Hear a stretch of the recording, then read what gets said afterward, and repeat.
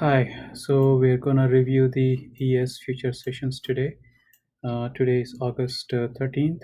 Um, so we'll be primarily focusing on the US session, but I'm gonna quickly go over the overnight session. And so I primarily trade on price and volume chart trading based on Wyckoff chart trading process. So we'll go bar by bar, like not bar by bar, but like most of them in detail for the US session. But you see the overnight session, it kind of moved sideways all the overnight and until the morning, and then it has held this at this level a couple of times. So I drew the support line from here and then all the way to the end of the day.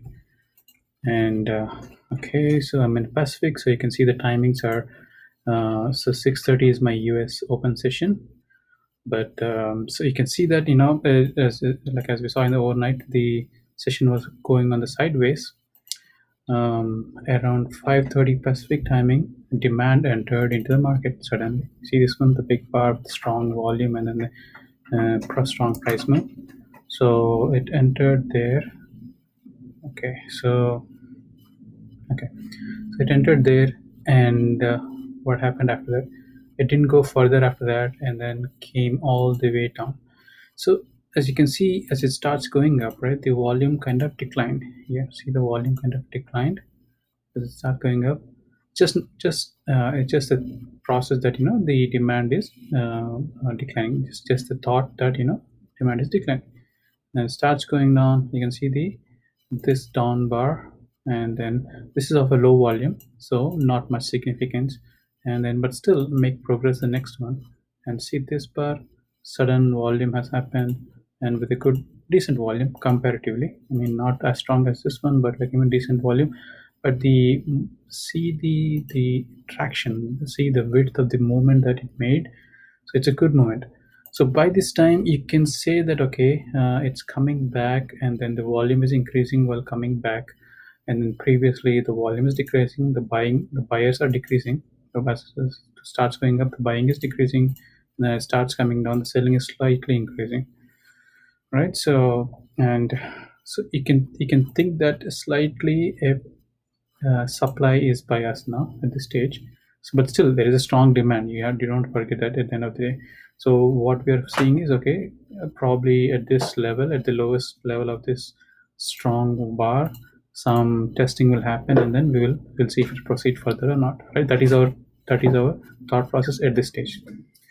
So see what happens here as it comes down.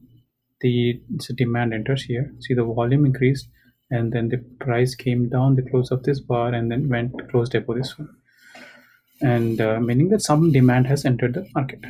And then what happens again after that? So you see the price bar comes down, and then the next two bars has low volume, meaning that demand kind of dried up, right? See this one. So with some supply, and then the demand, immediately it was negated by this bar, and then afterwards the demand kind of dried up. It's poor, very poor compared to this one.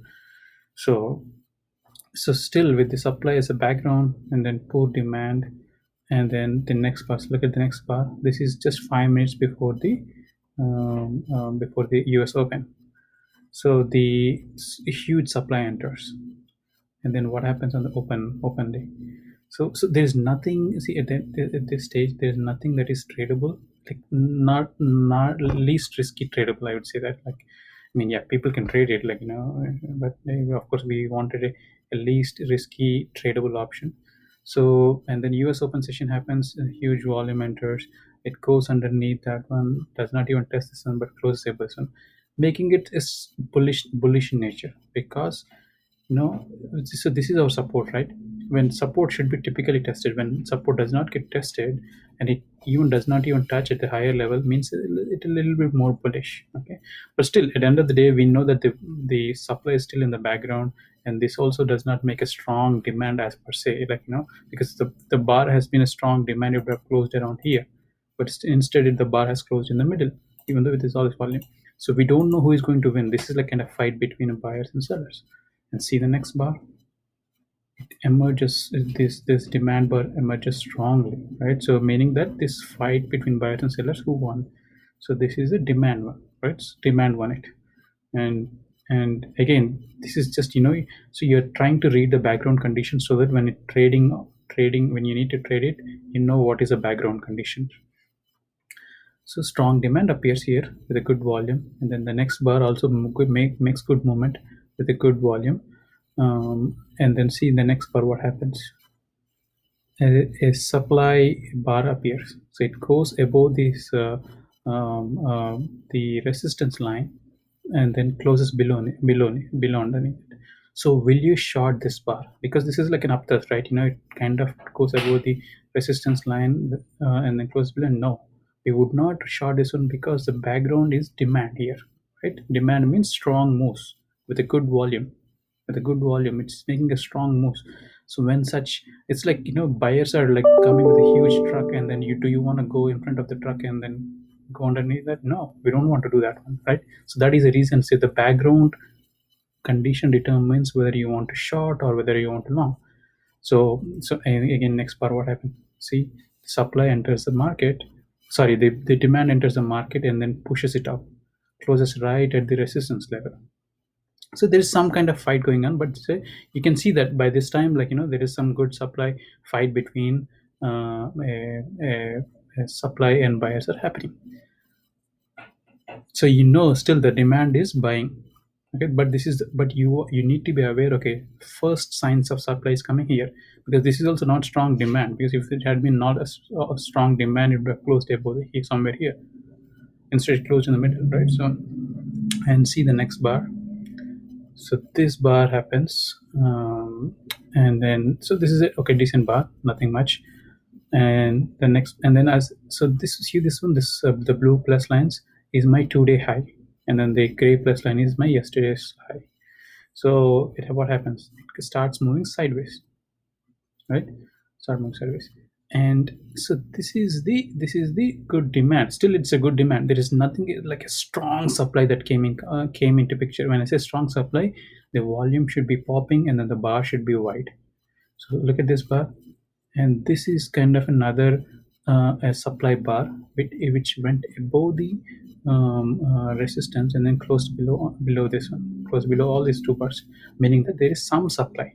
But still, see, the volume is not popping, so it's still like a strong demand. So if you need to stop this kind of demand, there should be a strong supply also, which is not happening here, which is, yeah, but nevertheless, this is not something that you can ignore. You need to keep in mind that, then so okay, because depending on the traction, and then beginning depending on the background, you make your decisions, right? So, and then see what happens the next part. The volume declines, making supply weak. So strong demand and average supply, you can see that. Because why average supply? Because there is supply here, there is supply here, and see this bar. So this is called as a strong demand, because see the popping volume. When I say popping volume, the volume has increased compared to the previous bar, right? So see that one, and also it went way underneath and then closed above firmly, right? So this is where, because of the strong demand in the background, and weak, and then as it's coming down, the volume is declining, and this bar is a popping volume. This is a perfect place for a long trade. And where would your target be? Of course, the blue line, the blue plus line, which is our 2-day high. And so, okay, so I took a long trade here, and then as it starts going up, see these bars, it went above and then closed below, and then this bar went above. So I was, when I took a long here, I was still I was expecting it to go a long bar, but here did not happen. When I saw this bar closing underneath, I put my stop loss. Previously, my stop loss was somewhere here below this one.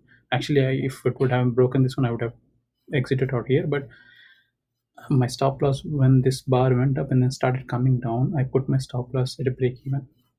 Okay, and not break even, just light below this one. So and when it, so but still, you see the bar never closed below this one, below the close of previous bar. Same thing with this one, the bar went in this one. So I was still holding. So this, when these bars happen, when the volume is also declining, see this one, it starts, I was in the when in a strong demand bar, it was supposed to go strongly, but nevertheless it does not happen here, right? but still I'm still holding. The reason why is every bar is making some traction, but you observe that the demand is weakening. Okay, if the bar has started coming down, I would have exited. So that is the key. Why am I holding even though I see that long down bars? It's not actually down, but it's an up bar because every bar is closing above the previous close, right? And then see in this bar it touches this one. This is where I exited because you would know that with this week up moves it would now go down. Now, okay, so now this one, but now you see that as the wall it's coming up, the volume has declined. See the declining volume. See that as it starts coming up, right? Now you know the demand has decreased, and then also the bars and then the price is moving sideways. You see the up move, it's declining. So and then what happens? See this bar, this has huge supply comes up. Why? See the popping volume. The volume is higher than like last two bars, right? Meaning that a strong supply came back. So the weak demand and then a strong supply, and then it starts coming down. See this bar. So, and would you take a long here? No, I would not take a long here. The reason why is because of this priming, this action, because of the weak demand, weak buying, and then a strong, and then a strong supply. Because of this reason, you buy a trade here. See this, why I took a trade long here? Because of this demand. Why I did not take a long here? Because of this weak supply, sorry, strong supply. And then as you can see that see, even though it went up, and then it touched it, but nevertheless it is a risky play. That is the reason why it did not take a long. And then it starts going up. See this one, every bar is a chopping one, goes up, close below, close up, close below, close up, close below, close up, close below. Nevertheless it's still making progress every bar, but it's, if you are still holding it, right, you would not be very comfortable holding this thing. Like I was not very comfortable holding this thing. Like every bar went and then up and down, up and down. But still, because of this background conditions, I held it. But this one, you see, because of the background conditions, I did not hold it. And now we know with this choppy move, the supply is in picture, is in the background. Because of all this bar, supply is in picture. Even this bar, right, it is not as a strong bar as this bar where it went way below and then closed below. Sorry, this bar, this volume, right? So, and what happens? So it breaks the resistance, and then see this one, and immediately supply appears. Okay, and then it starts closing down. See the purpose of breaking the resistance to go up, right? But what happens when it does not go up and then the seller starts proving themselves, right? This is an ideal place when it starts closing below the resistance, below the support now, right? Below the support, this becomes support now, right? And then below this one, this bar, when this bar happened, I immediately put a short limit.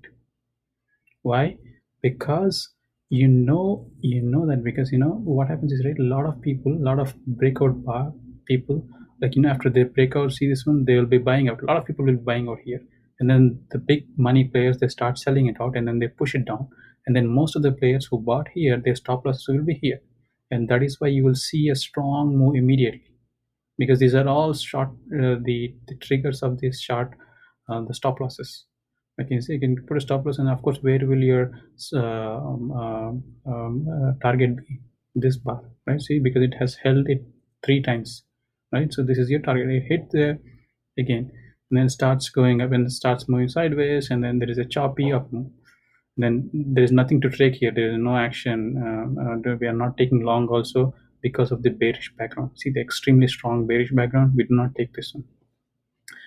And then see this one goes here, and so by this time that it's all bearish. Like this is a strong bearish, and then as it starts moving up, it's a weak.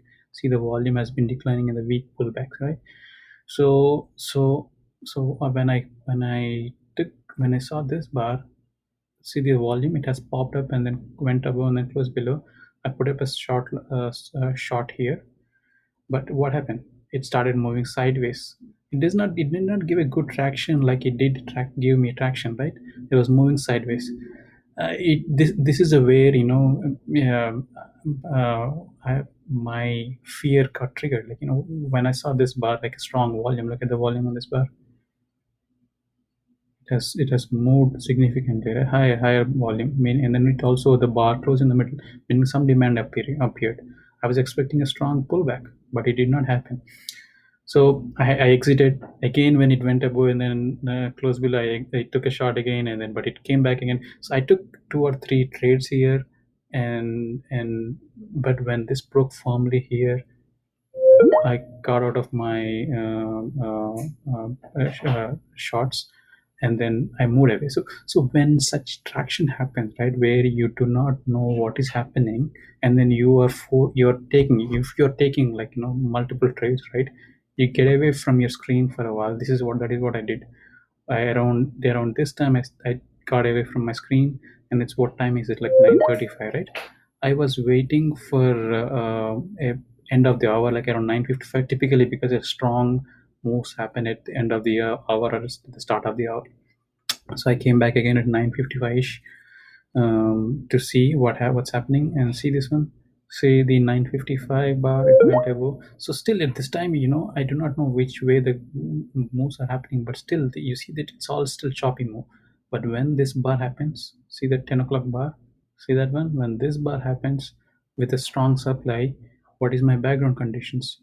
Choppy up move. What is my background conditions? Strong supply, choppy demand, poor demand, and then with a strong supply proving again themselves, with which went way above and then close below. This is a perfect place to take a shot, right?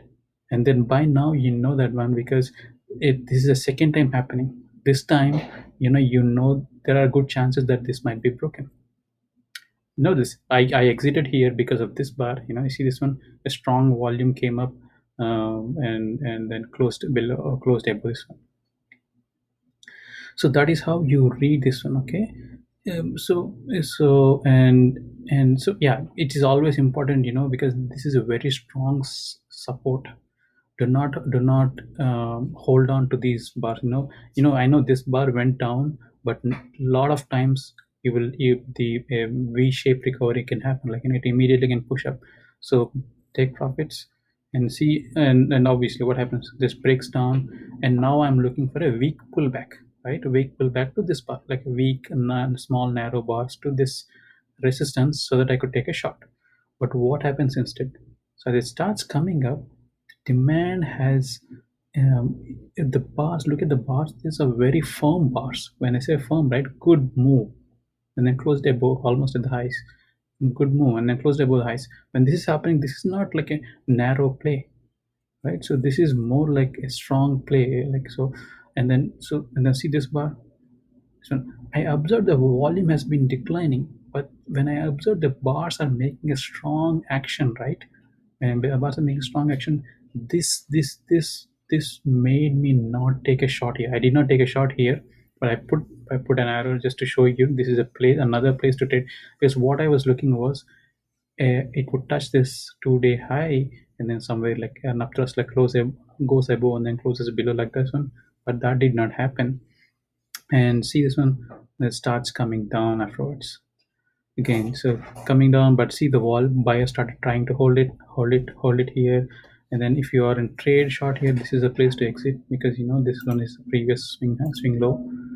And but what happens, see that it goes down, it holds here. So look at the volume. This is a significant volume. This is almost like a climactic bar. So when such climactic bars appear, right, so this is kind of an almost an end of the downtrend. When I say climactic bar, look at the volume. Volume significantly increases. That is called as climactic bars. So and then next bar was, see the declining volume as it starts goes up. But when this bar happens, right? So you see this bar, when it starts coming down with a good supply and then goes under it. So suppliers came back with full strong push, but it could not break this support, right? So this is a place I took long, but it went above, and then it starts coming down. I exited it, but nevertheless, my target was this red bar which touched in the next bar. So this is what how you can hold or not hold, depending upon how your personal